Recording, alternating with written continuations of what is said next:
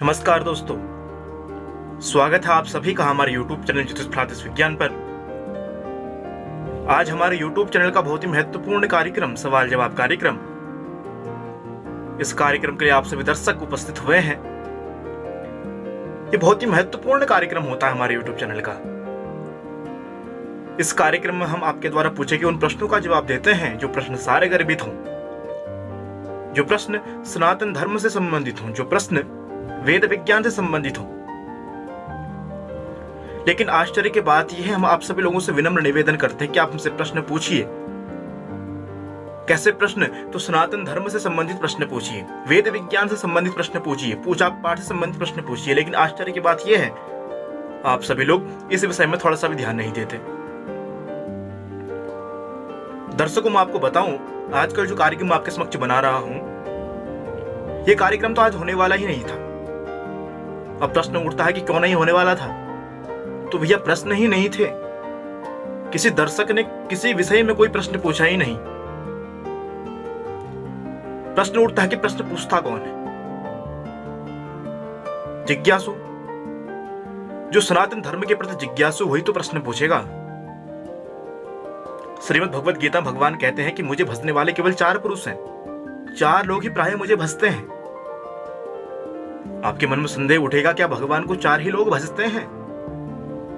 तो भगवान बताते हैं कि कौन से लोग भगवान को भजते हैं। श्रीमद् भगवद गीता का यह श्लोक है, चतुर्विधा भजन्ते माम जना सुकृतोर्जुनः आर्तो जिज्ञासु अर्थात ज्ञानी च भरतर्षभ। एक आर्द्र भाव से मुझे भजता है, जिज्ञासु होकर के मुझे भजता है। एक भक्तों के भाव से मुझे भजता है, एक ज्ञानी होकर के मुझे भजता है। लेकिन सर्वश्रेष्ठ कौन है? जो जिज्ञासु होकर के भगवान का भजन करे। क्या हम सनातन धर्म के प्रति जिज्ञासु नहीं हैं? हमें अपनी जिज्ञासा को जागृत करना होगा। आज का कार्यक्रम में बनाने वाला ही नहीं था। सोचा एक बार कार्यक्रम बना खड़ा कर दिया है, कार्यक्रम प्रारंभ कर दिया तो बनाना पड़ेगा। इसलिए मैंने 3-4 दर्शकों के केवल 3 प्रश्न लिए हैं। वो प्रश्न भी केवल उतने श्रेष्ठ प्रश्न तो है नहीं, लेकिन कार्यक्रम बनाना है, इसलिए उन प्रश्नों को मैं आपके समक्ष प्रस्तुत कर रहा हूं। इसलिए आप सभी लोगों से मैं विनम्र निवेदन करता हूं कि आप प्रश्न पूछिए। ऐसे प्रश्न पूछिए जो सारे गर्भित हों, जिन प्रश्नों का लाभ आपको तो प्राप्त हो ही, जो इस वीडियो को देखे उसको भी इसका लाभ प्राप्त होना चाहिए। इस हिसाब से आप प्रश्न पूछिए। यह ज्ञानवर्धक कार्यक्रम है। और विद्या क्या चीज है? तो व्यय कृते वर्धत एव विद्या। अगर इस विद्या रूपी धन का आप जितना व्यय करोगे ना, उतना ही आपको प्रॉफिट प्रदान करती है। इसका लाभ आपको ही प्रदान होता है। आते हैं मुख्य कार्यक्रम सवाल जवाब कार्यक्रम। इस कार्यक्रम के लिए पहला प्रश्न लेता हूं मोहित पंत जी का। इन्होंने प्रश्न पूछा है, यदि स्वप्न में सर्प दिखाई दें या स्वप्न में सर्प काट लें तो किस प्रकार फल रहता है? सर्वप्रथम तो हम ये जानते हैं कि स्वप्न में सर्प दिखता किस कारण से है। हमारे शास्त्रार्थ कहते हैं यदि आपकी जन्म कुंडली में राहु केतु का संबंध आपके 12 भाव से हो जाए तो इस प्रकार का स्वप्न विशेष रूप से जातक को आने लगता है।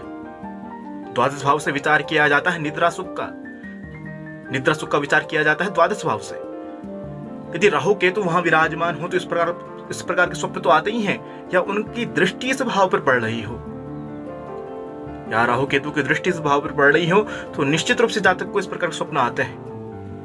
अब प्रश्न उठता है, ये आपको स्वप्न में सर्प दिखाई दें या आपको काट लें तो किस प्रकार का फल रहता है? शास्त्रकार कहते हैं यदि आपको स्वप्न में सर्प दिखाई दे और आपके दाहिने हाथ पर काट लें और आपका रक्त प्रवाह होने लग जाए तो निश्चित रूप से धन आगमन का सूचक माना जाता है। आपको निश्चित ही धन की प्राप्ति होगी, यह इस बात का सूचक है। अब अगला प्रश्न मैं ले लेता हूं, यह गिरीश चंद्र तिवारी जी का। इन्होंने प्रश्न पूछा है, वेद व्यास मुनि महाराज ने वेदों की रचना करने के पश्चात 4 शिष्यों को वेदों का अध्ययन करवाया। तो इस प्रश्न का उत्तर मैं आप सभी को देता हूं। 4 शिष्य थे, पैल, जैमिनी, सुमंत मुनि एवं वैशंपायन। रोमहर्षण का नाम भी इस क्रम में जोड़ा जाता है। इन 5 शिष्यों को वेद व्यास मुनि महाराज ने वेदों की रचना करने के पश्चात इनको वेद शास्त्र का अध्ययन करवाया। अब इस कार्यक्रम का सबसे अंतिम प्रश्न, 3 ही प्रश्न थे। इन 3 प्रश्नों की वजह से मैं कार्य निर्मित कर रहा हूं। आपको सुन के बड़ा आश्चर्य लगेगा, इसलिए मैं आप सभी लोगों से विनम्र निवेदन करता हूं कि आप प्रश्न पूछिए।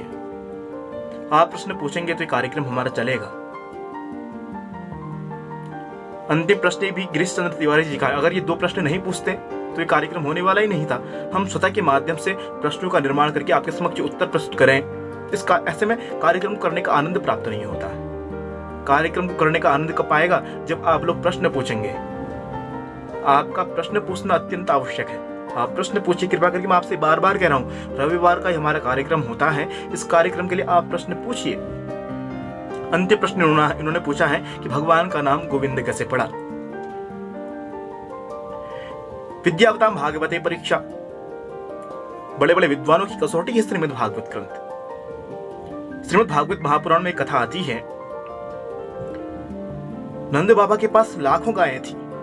जब भगवान श्री कृष्ण छठी अवस्था में प्रवेश किए तो मैया यशोदा के पास जाकर के अनुनय विनय करने लगे कि मैया, अब मैं बड़ा हो गया हूं, 6 वर्ष का मैं हो गया हूं, अब मैं गायें चराना चाहता हूं, मुझे गाय चराने की आज्ञा आप दें। मैया यशोदा कहती है कि लाला, अभी तेरी उम्र उतनी बड़ी नहीं हुई है जितना तू अपने आप को बड़ा समझ रहा है। तू अभी बड़े गायों की रक्षा करने में समर्थ नहीं है।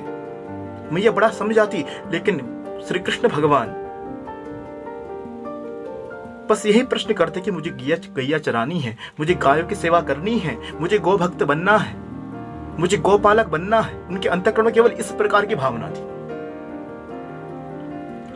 मैया यशोदा ने लाला को नंद बाबा के पास भेज दिया। जैसा वो कहेंगे वैसा ही होगा। तो भगवान श्री कृष्ण नंद बाबा के समक्ष पहुंचते हैं और बाबा से कहते हैं कि बाबा, मैंने गैया चरानी है, अब मैं गायें चराना चाहता हूं। तो नंद बाबा भगवान श्री कृष्ण की लाला की इस गोनिष्ठा को देखकर बड़े प्रसन्न हो गए। इतनी छोटी अवस्था में इतनी बड़ी गोनिष्ठा, अद्भुत। तो नंद बाबा ने ब्राह्मणों को बुलवाया, एक शुभ मुहूर्त खोजा, उस शुभ मुहूर्त का निर्धारित हुआ। वह शुभ मुहूर्त कौन सा था? तो वह शुभ मुहूर्त था कार्तिक शुक्ल पक्ष अष्टमी। इस स्थिति को आप सभी लोग जानते हैं। इस स्थिति को हमारा सारा संपूर्ण भारतवर्ष गोपाष्टमी के रूप में मनाता है। इसी गोपाष्टमी के दिन भगवान श्री कृष्ण ने गौ सेवा प्रारंभ करी। जब दूसरे दिन भगवान इस स्थिति को गायों की सेवा करने के लिए जाने लगे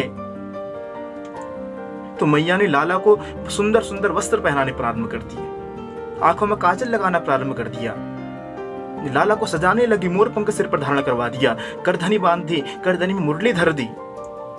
लेकिन जैसे ही मैया भगवान श्री कृष्ण को पादुकाएं पहनाने लगी तो लाला ने मैया को रोक दिया कि मैया, मैं पादुकाएं ना पहनूंगा। मैया कहती है, लाला तू पादुकाएं क्यों नहीं पहनेगा? तो भगवान श्री कृष्ण कहते हैं, जब मेरी गैया बिना पादुकाएं के चलती हैं तो मैं पादुकाएं पहन के क्या करूंगा? मैं तो गौ सेवक हूँ, गौपालक हूँ, इसलिए मैं पादुकाएं नहीं पहनूंगा। इस दिव्य लीला का अनुभव इंद्रादिक देवता आकाश मंडल से कर रहे थे। इंद्रादिक देवता ने भगवान को गोविंद कह करके पुकारा, तब से भगवान का एक नाम गोविंद पड़ गया। तो ये तो रहा आज का मुख्य कार्यक्रम, सवाल जवाब का कार्यक्रम। दोस्तों, यदि आपको यह कार्यक्रम पसंद आता है तो आप हमारे YouTube चैनल ज्योतिष प्रादेशिक विज्ञान को सब्सक्राइब करना मत भूलिएगा। आज के लिए बस इतना ही। पुनः उपस्थित होंगे एक नई